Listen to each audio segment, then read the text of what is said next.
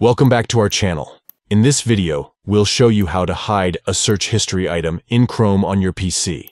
Sometimes we search for things we'd rather keep private, and Chrome makes it easy to hide those items. Let's get started.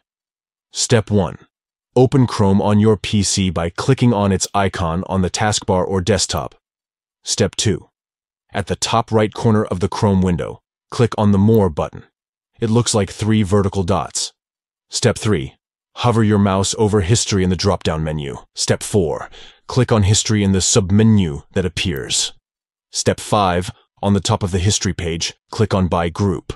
Step 6. Hover your mouse over the item you want to hide within the group. Step 7. Finally, click on Hide Item. By following these 7 simple steps, you can easily hide a search history item in Chrome on your PC and keep your browsing history private.